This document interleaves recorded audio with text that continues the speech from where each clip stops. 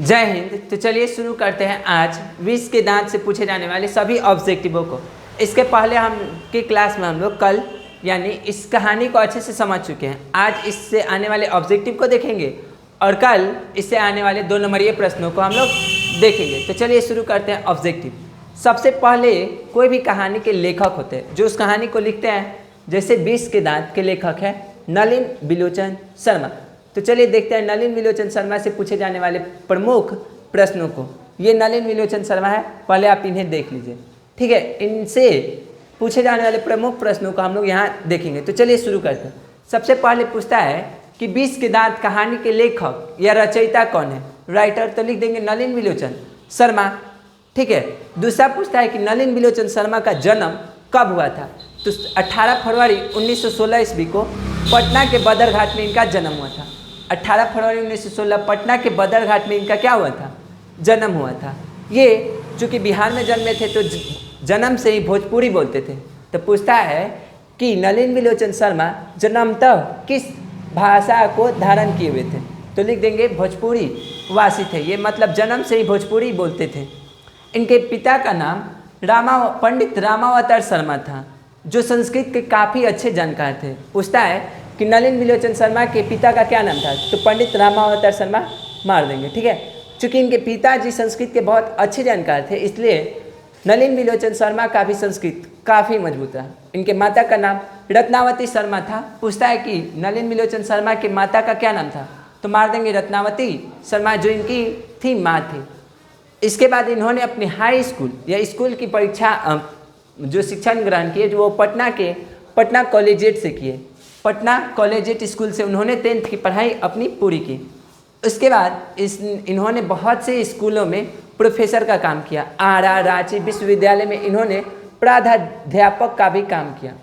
अंततः लास्ट में ये पटना विश्वविद्यालय में जब थे वहाँ प्राध्यापक के पद पर जब थे वहीं से इनका रिटायरमेंट हो गया। कब, 1959 ईस्वी को। अंततः लास्ट में इनका निधन 12 सितंबर 1961 ईस्वी को हो गया। 12 सितंबर 1961 की इनकी क्या हो गई, मृत्यु। आपसे पूछेगा कि नलिन बिलोचन शर्मा की मृत्यु कब हुई, तो 12 सितंबर 1961। याद रखना जन्म और मृत्यु में एक ट्रिक है। देखो जन्म 1916 और हाँ मृत्यु 1961 ईस्वी, इस दोनों को लास्ट वाले अंकों को पलट देना, बस इनकी जन्म और मृत्यु आपको आसानी से याद हो जाएगा।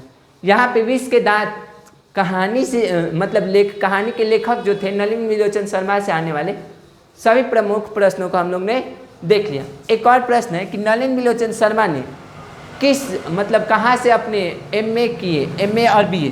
तो हाँ याद रखिएगा इन्होंने हिंदी और संस्कृत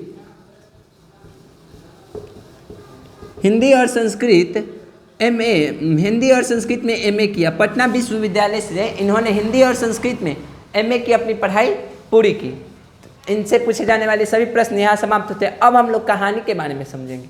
कहानी से आने वाले प्रमुख प्रश्नों को ऑब्जेक्टिव को देखेंगे। आप इसका एक स्क्रीनशॉट ले लीजिए, हम हटते हैं।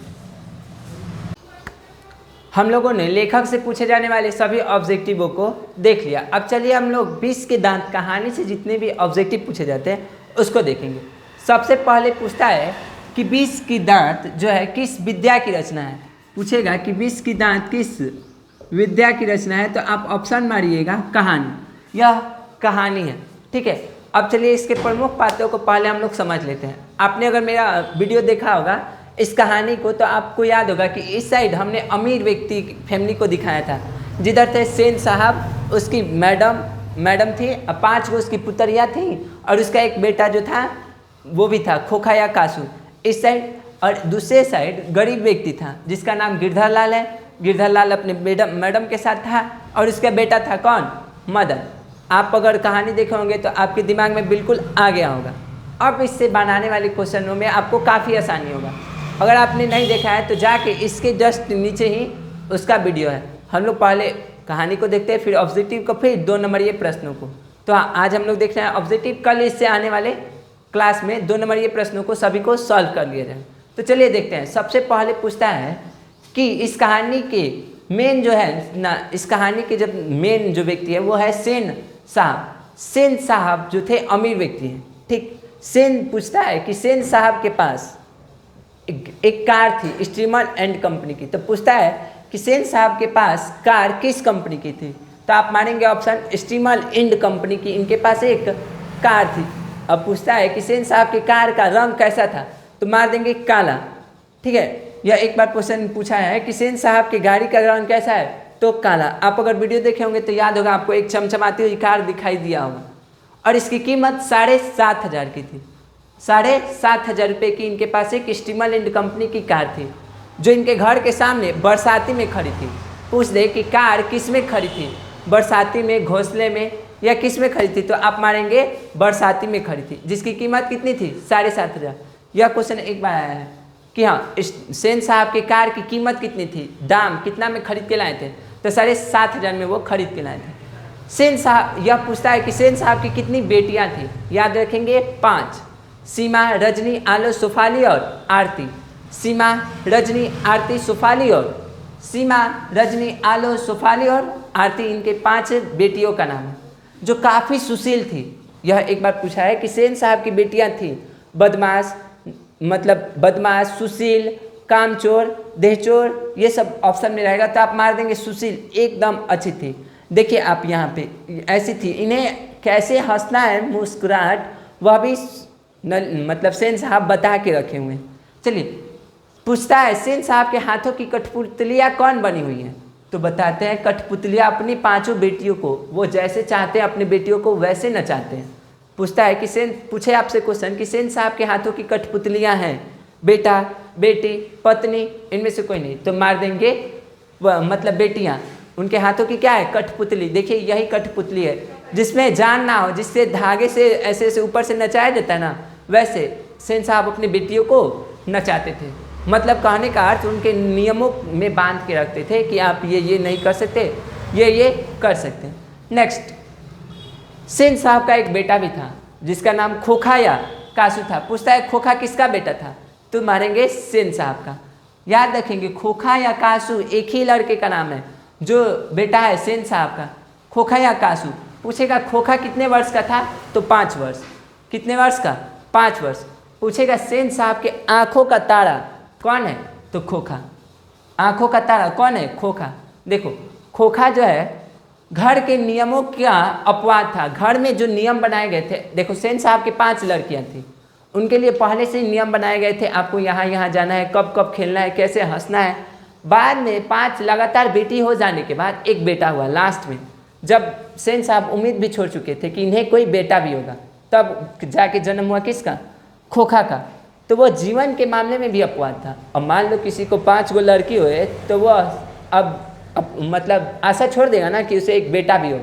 लास्ट में नहीं एक बेटा होता है। अब बेटा होता है तो लाड़ प्यार ज़्यादा, छोटा है और बेटा है, तो यह घर के नियमों के मामले में भी अपवाद था।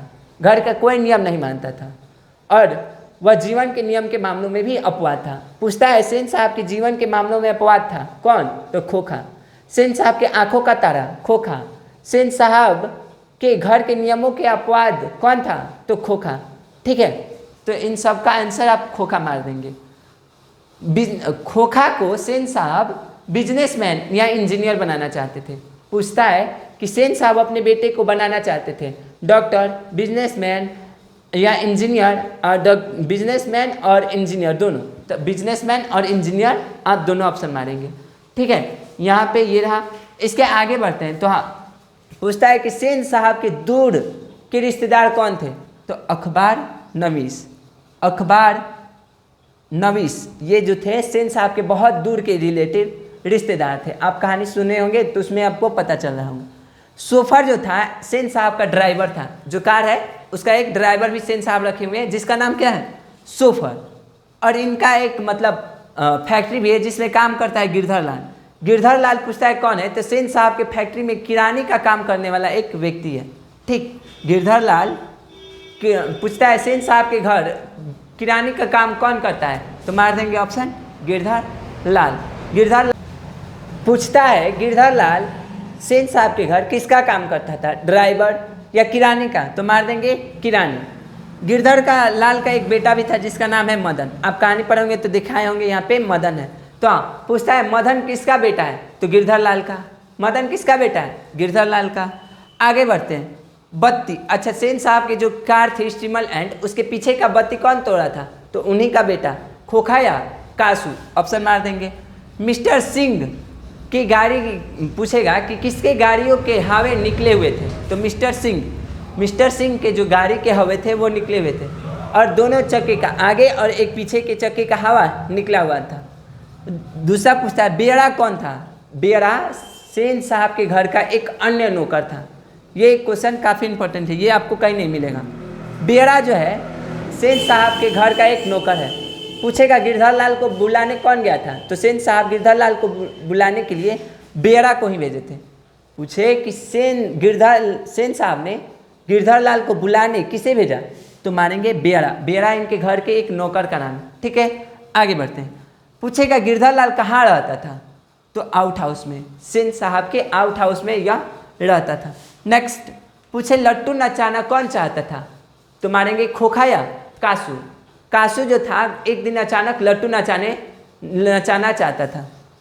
हंस, पूछे हंस किसके जमात में शामिल होना चाहता था? तो लिखेंगे कौवे की जमात में शामिल होना चाहता था।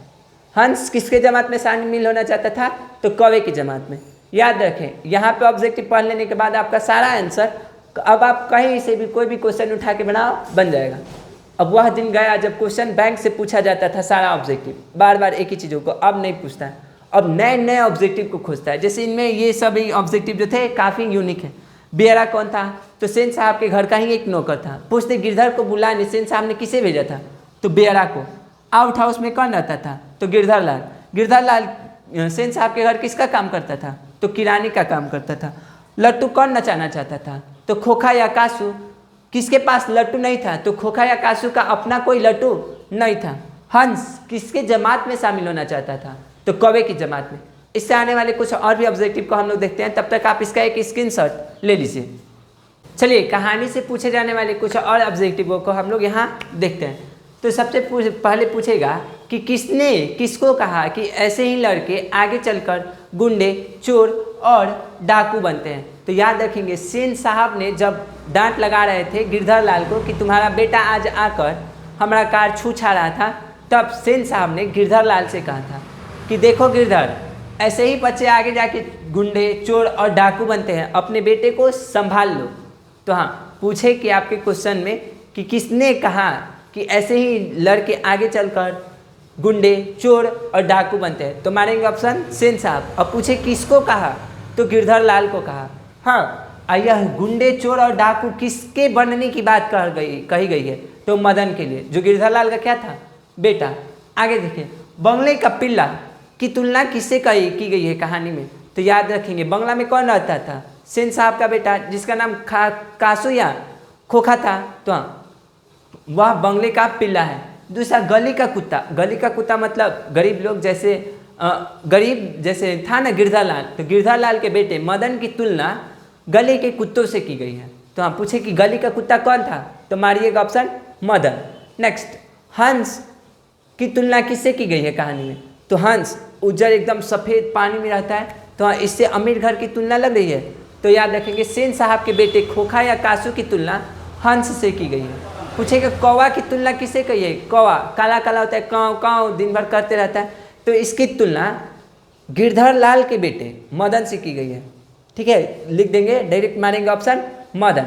पूछे कि कौवे की तुलना किससे की गई है? तो मारेंगे ऑप्शन क्या? मदन से। आगे बढ़िए। महल वाले और झोपड़ी वाले की लड़ाई में अक्सर कौन जीत जाते हैं? तो महल वाले। याद रखेंगे जब भी अमीर और गरीब में लड़ाई होता है ना, तो अमीर वाले जीत जाते हैं, क्योंकि पैसा वैसा फेंक देते हैं कानून के पास सब जगह, तो हाँ, वो लोग जीत जाते हैं। तो याद रखेंगे कि महल और झोपड़ी की लड़ाई में अक्सर कौन जीत जाते हैं? महल वाले। हड्डी और मांस की लड़ाई किसकी थी? तो मदन और कासू। मदन और कासू की लड़ाई को हंस हड्डी और मांस की लड़ाई से बताया गया है। पूछेगा कि किसने किसका दांत तोड़ दिया? तो मदन मार के किसका दांत तोड़ दिया था? खोखा या कासू का? कितने दांत? तो 2 दांत तोड़ दिए थे। पूछता है कि मदन ने कासू के कितने दांत तोड़ डाले? तो 2। याद रखेंगे आगे वाला 2 कहानी में दिखाए थे। हाँ, तो मदन ने मार के खोखा या कासू के आगे के 2 दांत तोड़ दिए। क्यों? क्योंकि खोखा चाहता था लट्टू नचाना और मदन अपना बदला लेना चाहता था। उस दिन उसे मौका मिल गया, बस रसीद दिया घर के। चलिए आगे देखिए। जब मदन खोखा या कासू को पीटा था, उस दिन वह अपने घर नहीं गया था। तो जब रात में वह घर में गया था तो उसका पैर किससे टकराया था? तो याद रखिए लोटा से। पूछे कि मदन का पैर किससे टकराया, तो लोटा से मार देंगे, ठीक है। एक और क्वेश्चन पूछता है कि मदन के लिए क्या खाना आम बात था, तो मार। मदन जब गिरधर लाल खिसियाता था तब मदन को थूर देता था। हाँ, तो याद रखेंगे कि मदन के लिए आम बात क्या था, तो मार खाना। चलिए देखिए, ये कुछ मतलब लेखक नलिन विलोचन शर्मा की कुछ प्रमुख रचनाएं हैं, जैसे दृष्टिकोण, साहित्य का इतिहास दर्शन और मानदंड। इनमें से कोई एक दे देता है, पूछता है इसके लेखक या रचयिता कौन है, तो याद रखिएगा नलिन विलोचन शर्मा। इस पाठ से पूछे जाने वाले सभी ऑब्जेक्टिव यहाँ से पे समाप्त होते हैं। आगे अगर आप हमसे जुड़ना चाहें ऑफलाइन क्लासों से, तो याद रखिए हमारा क्लास सारण जिला में छपरा में चलता है। और छपरा में कहाँ चलता है, आप इस नंबर पे कॉल करके जानकारी पूरा प्राप्त कर सकते हैं। कल इससे आने वाले 2 नंबरीय प्रश्नों को हम लोग सॉल्व कर लेंगे। देखो हम लोग ज़्यादा प्रश्नों को सॉल्व नहीं करते हैं, 15, 20, 30 क्वेश्चनों को बस उतना ही सॉल्व करेंगे जो बार बार एग्जाम में पूछे जाते हैं या उस टाइप पे एग्जाम में पूछे जाने की संभावना होती है। जैसे पहले पार्ट में 8 गो क्वेश्चन आंसर किए थे लोग, 8 जैसे हम क्वेश्चन लिख दिए थे उसका आंसर भी आराम से लिख देते हैं ताकि आप लोग आराम से लिख सकें। ठीक, मिलते हैं नेक्स्ट क्लास में, तब तक के लिए जय हिंद, जय भारत।